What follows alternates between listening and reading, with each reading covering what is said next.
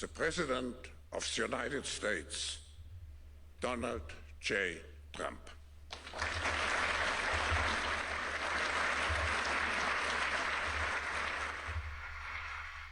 Well, thank you very much, Klaus, and hello to everyone in beautiful Davos. This has been a truly historic week in the United States. 3 days ago, I took the oath of office and we began the golden age of America. What can we learn from Donald Trump's speech here in Davos so far? Well, firstly, we can see that he thanks everybody there in Davos and he thanks the organizers and he says some nice words to make everyone feel comfortable. So this is a great way to start a presentation, thanking the audience, thanking the people who you're speaking to, building a rapport, building a relationship. He also used simple language, as he loves to, Donald Trump, and he talked about really positive things that he is doing. In particular, what did he say? Let's play that bit again.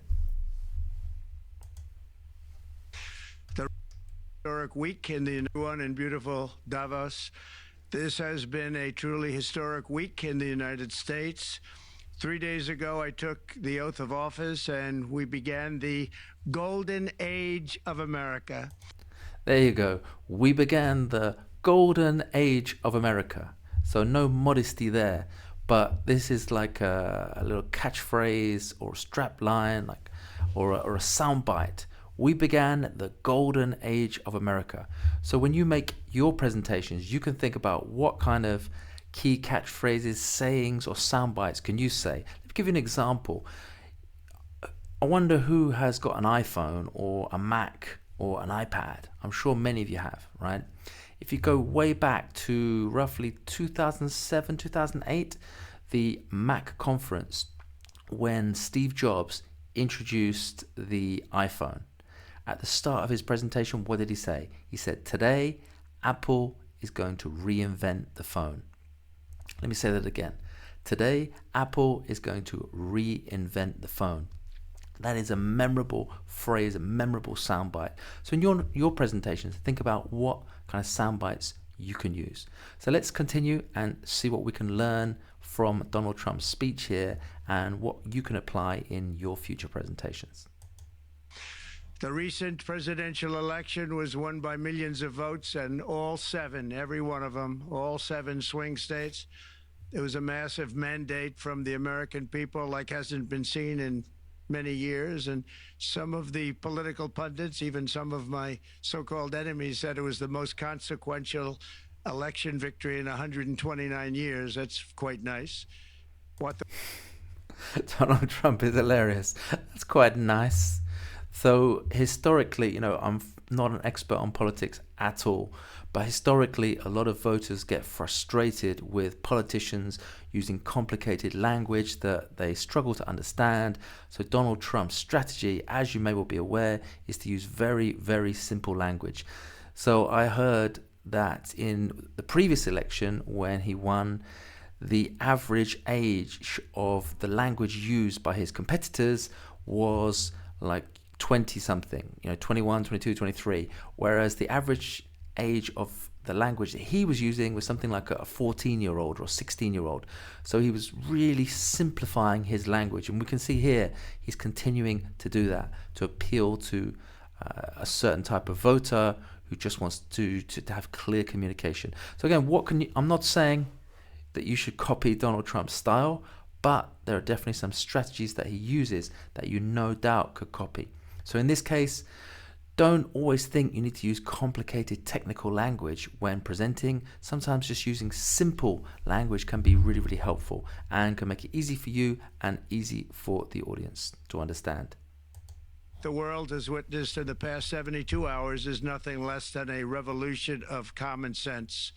Our country will soon be stronger, wealthier, and more united than ever before, and the entire planet will be more peaceful and prosperous as a result of this incredible momentum and what we're doing and going to do. My administration is acting with unprecedented speed to fix the disasters we've inherited from a totally... Let me stop there. You will notice so far there are no ums or ahs.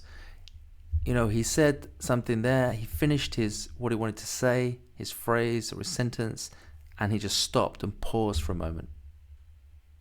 Then he moved on to the next thing that he wanted to say.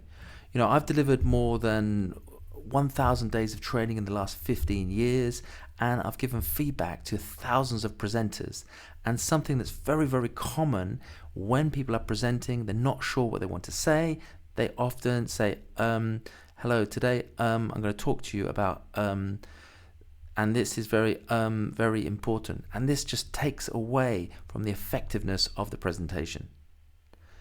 So even if you are nervous, even if you're not confident in your topic, just practice trying to reduce or get rid of the ums or ahs in your presentations and when you communicate in general.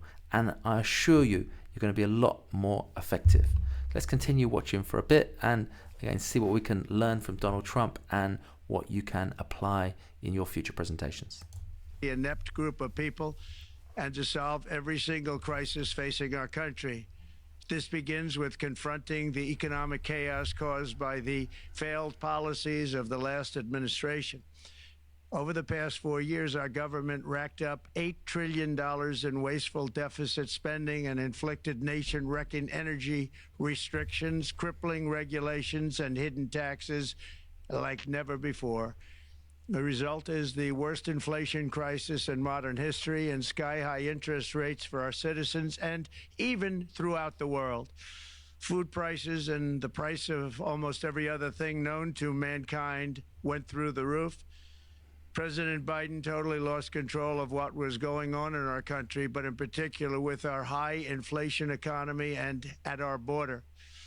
Because of these ruinous policies, total government spending this year is $1.5 trillion higher than was projected to occur when I left office just 4 years ago. Likewise, the cost of servicing the debt is more than 230% higher than was projected in 2020. The inflation rate we are inheriting remains 50% higher than the historic target. It was the highest inflation probably in the history of our country. Yeah, let me stop there. So, just something that comes to mind. Very simple, but Donald Trump is not looking to the left, to the right. He's looking directly at the camera. And some of you will likely have to make virtual presentations on Zoom or on MS Teams or on Google Meets or whatever it might be. Just remember to look in the camera. Don't look at the screen, but look in the camera. Maybe I'm not doing that perfectly at the moment, but I'm trying. So do remember to look in the camera when you are delivering a virtual presentation. So now he started in the first minute or so thanking everybody in the audience, saying how wonderfully his administration has done and all the great stuff they're going to do. And then he went straight into data because he understands his audience are business people, economists, politicians interested in the economy and the future of business. So, the context is the World Economic Forum in Davos. So he's gone now into using statistics, talking about inflation, giving data. So when you're presenting, think about your audience. Think about how you can build a relationship, how you can build a rapport with them. And sometimes, yeah, of course, you need to use technical language that your audience understands. But other times, depending on the knowledge and the experience of your audience, you may want to just continuously, just for the whole presentation, use relatively simple language. For example, say you're a technical expert, like an IT expert, for example, and you're presenting to non-IT professionals. If you use technical language, it's probably going to be too complex for your audience to understand, so it's far better to use stories and more simple language.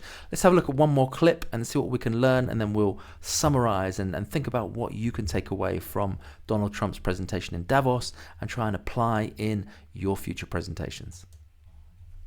That's why from the moment I took office, I've taken rapid action to reverse each and every one of these radical left policies that created this calamity, in particular with immigration, crime, and inflation. On day one, I signed an executive order directing every member of my cabinet to marshal all powers at their disposal to defeat inflation and reduce the cost of daily life. I imposed a federal hiring freeze, a federal regulation freeze, a foreign aid freeze, and I created the new Department of Government Efficiency. I terminated the ridiculous and incredibly wasteful Green New Deal. I call it the Green New Scam. Withdrew from the one-sided Paris Climate Accord and ended the insane and costly electric vehicle. So again, Donald Trump is using very simple language, insane, just really simple, informal language. He's talking about all the things that he's done, all the things that the changes that he's made so far. So look, to sum up, what can we learn from Donald Trump's presentation? As I said earlier, I wanted to hate his presentation. I wanted to have some ammunition to say what mistakes has he made, what could he do differently, what could he do better. But look, I think what we've seen so far, it's a good presentation. He's obviously had this presentation probably written for him. He's obviously reading from a teleprompter, which you're not usually going to have. But let me just sum up 3 things that he did really well. So number 1, first thing, he built rapport with the audience by thanking the person who introduced him, saying the lovely people in Davos, building a connection with his audience. Secondly, what did he do? Like I mentioned, he used simple language to make it easy for the audience to understand what he was talking about, especially at the beginning. But then he went into slightly more technical language. Well, not that complicated, but more technical in terms of the economy and inflation, because that's the nature of the audience at the World Economic Forum in Davos. And finally, last but not least, I would say that he also had some sort of catchphrase that he wanted the audience to remember that could be used for sound bites. So when you're making your future presentations, think about what kind of catchphrase or sentence of 10 words or less can summarize your presentation and have a real impact that people might take away and remember. I gave you the example at the beginning of Steve Jobs launching the iPhone at the Apple conference, and he said, "Today Apple will reinvent the phone." So look, I'm going to stop there. If you found this video useful, do give it a like, put a comment in the comments section, and do subscribe for more videos like this.